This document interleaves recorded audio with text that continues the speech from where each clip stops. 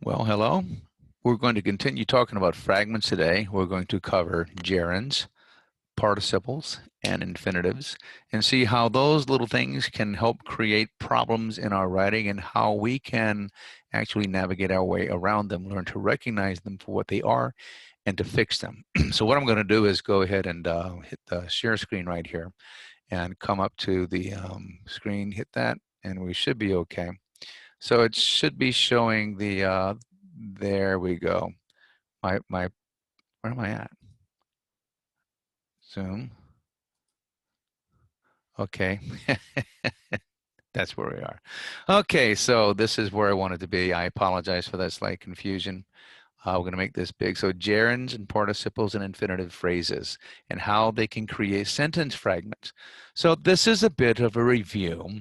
If you remember, we talked about what we need to have a complete sentence. We need a subject and we need a verb. In order to find the verb, we look for the word that shows action or existence. So in the two sentences above, ate is my action in the first sentence, is shows existence in the second sentence. And once I find the action or existence, then I look to the left in most cases, and that will give me the subject of the sentence. So ate, who ate? John ate. Is, who is? John is. So in this case, we have both a subject and a verb. So we have complete sentences. And as you remember from last time, if one or the other or both are missing, then we don't have a sentence anymore. We have a collection of words that we call a sentence fragment, meaning it's a piece of a sentence. So John ate the cake, a complete sentence. Ate the cake, well, we don't know who ate it, no subject, so it is a fragment. Or John the cake, well, again, no action here, so again, a fragment. And finally, the cake, subject and verb are both missing. Clearly, it's not a complete thought. So we want to make sure that we have both the subject and the verb. Well, this brings us to an interesting thing that we hit in grammar. It's called a verbal.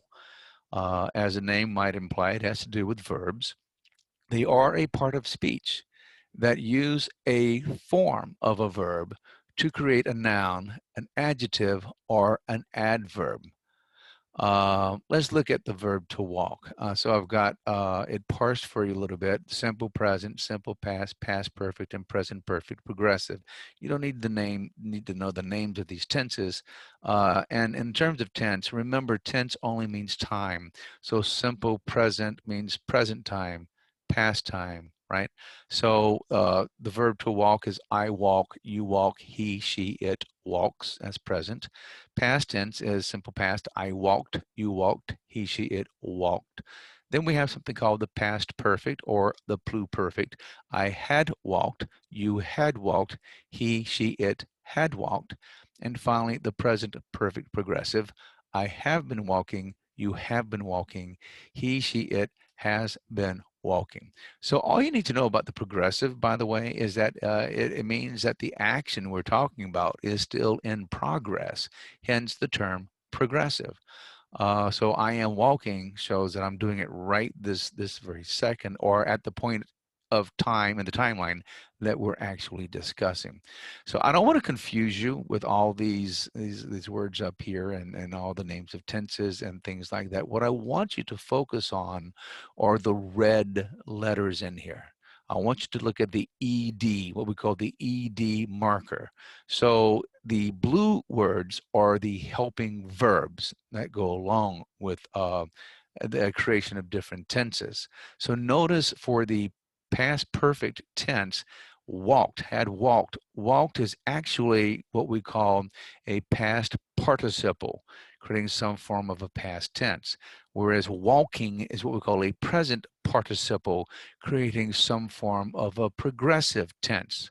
So I'm not going to get into strong verbs, weak verbs, irregular, and stuff like that. Just know that the ED and sometimes the EN creates our most common past participles, and the present participle is always, always, always going to be represented by an ing. The cool thing about verbals is that once we create the form of a verb, we can use it for other things than its original purpose. So think about a screwdriver. It was designed initially to insert screws. However, we can use it for different purposes.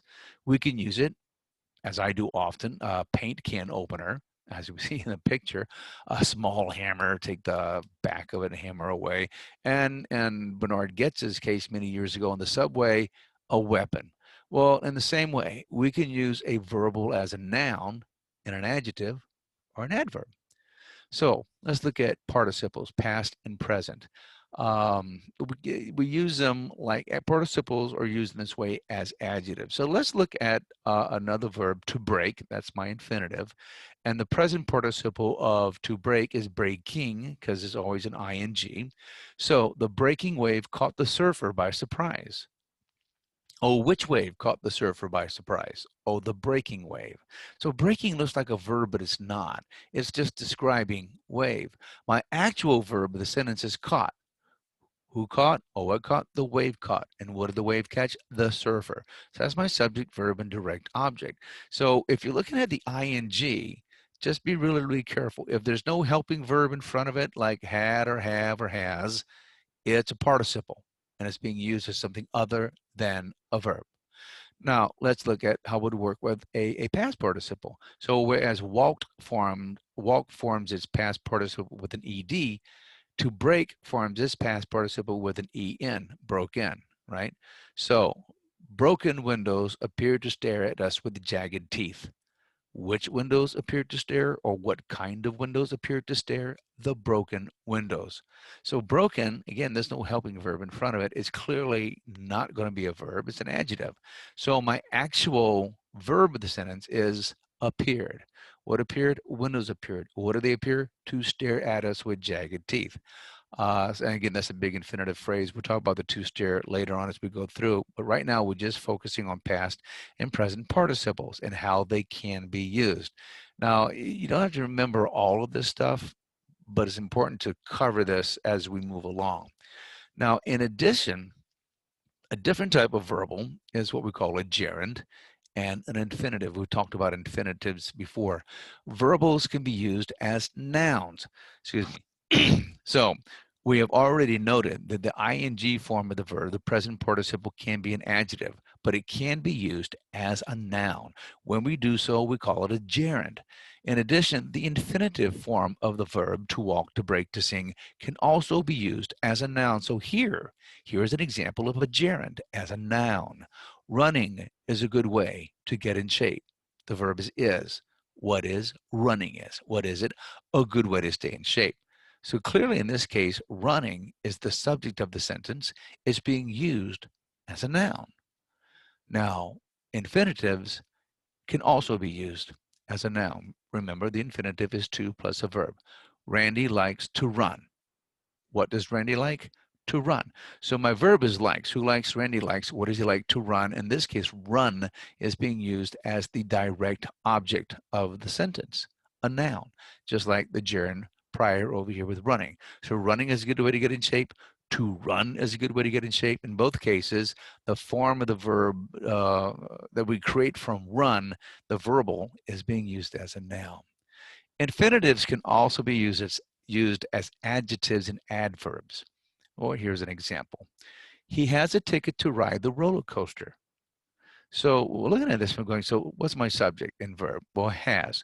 Who has? He has. That's my subject. What does he have? A ticket. That's my direct object. What kind of ticket? A ticket to ride the roller coaster. So we see to ride, and we might be tempted to go, aha, that's the verb of the sentence, but it's not. And the dead giveaway is the word to in front of ride.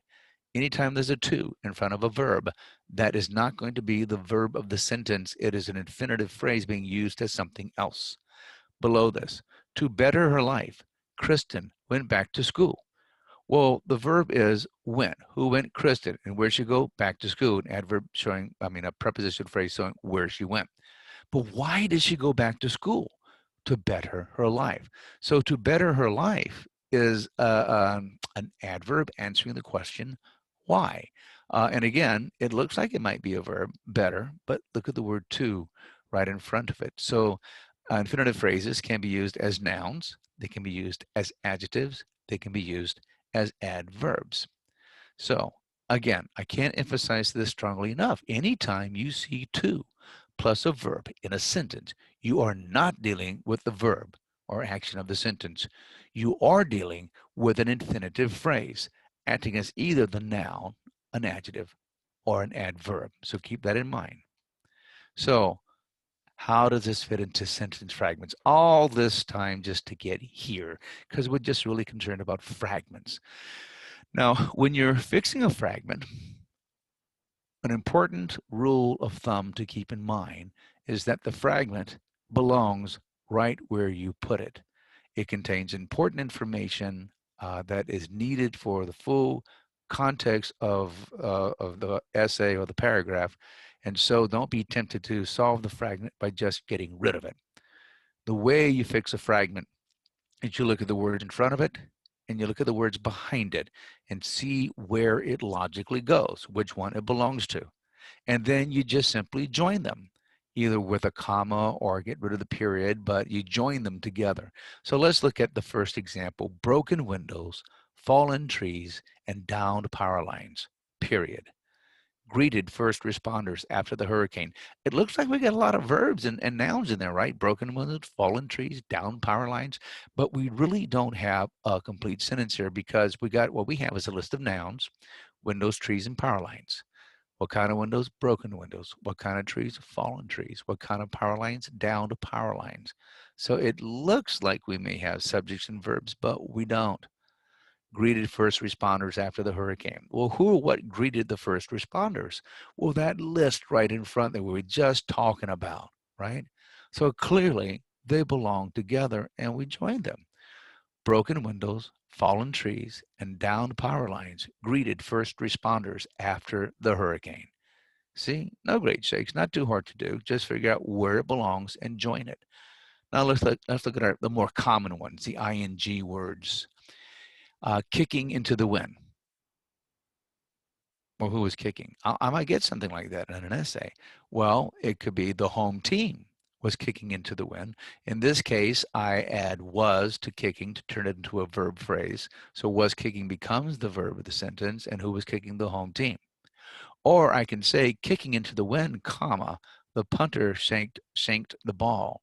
So in this case, kicking into the wind modifies the punter, right? And he shanked the ball. So it's a big adjective modifying punter. Or driving past your house last night. Again, it just sounds like a verb or something, but it's not. I mean, who is driving, right? So driving past your house, comma, I noticed the lights were on. In this case, I'm using it as an adjective, right? I fix it by adding something to it. Or I like driving past your house to see the Christmas lights. In this case, driving past your house is being used as a noun. It's what I like. It's the object of the direct object of the sentence. So whenever you see an ing word starting a sentence or an infinitive phrase, two plus something, starting a sentence, you really need to sniff around very carefully and look at it and say, okay, is this a complete thought? Because if it's not a complete thought, then probably you're dealing, and particularly with the infinitive phrase, you're probably dealing with a fragment and you need to figure out what it belongs to. So I once read a book years ago that referred to ing and infinitive phrases, two plus a verb, as danger words. And I thought it was kind of overly simplistic, but really, now that I've been teaching a long time, this is a red flag. When you see phrases like this or words like this starting a sentence, and you know you have a tendency to make fragments, you need to look at it very closely. They won't always be a fragment, but there's a much higher probability that they will be, especially if you have a tendency to create fragments in that manner. Let's look at infinitives as fragments. To boldly go where no man has gone before. This is probably one of the most famous fragments in all of television history. It's from the show Star Trek. So the question is, well, who's going? So we simply supply the subject. Captain Kirk and his crew were ordered to boldly go where no man has gone before. And that's how we fix it. To give his daughter a better view of the Mardi Gras parade on Canal Street, period. The father sat her on his shoulders. So it looks like we've got a lot going on, like we might have a complete sentence in that first one, but if we see give, it's got to right in front of it. So that's not the actual verb of the sentence. You can't his anything. You can't daughter anything. View's being used as a noun. You can't Mardi Gras anything. Parade's being used as a noun. Canal Street's a noun. We don't have a verb in the sentence. The father sat her on his shoulders. Now there's a verb. Sat. Who sat? Father sat. What did he sit? Her. Where on his shoulders. That's a complete sentence. But right above it, it's not.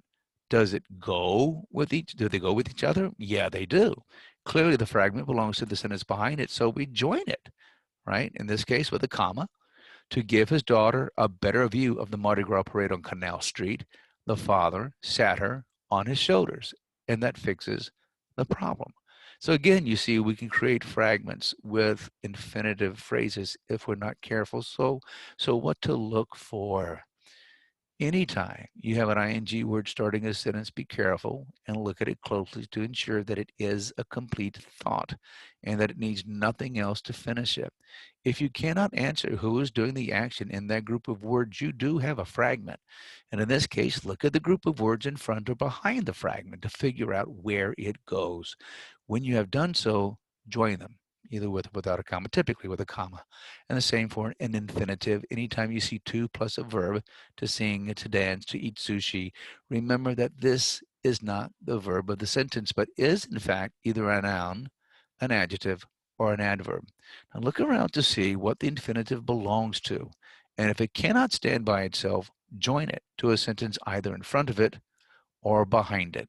So we're going to go ahead and stop the share here. This finishes the presentation on infinitive phrases, gerunds, and participles, and how they can contribute to fragments. And I'll be loading up an exercise that I want you to do where you go in and find fragments and fix them based upon the information we presented in this module. So I'm going to go ahead and finish this right here. Where's my stop recording thing? There it is. Here's my stop recording. So I'm going to go ahead and stop recording. You guys, y'all have a great day, okay?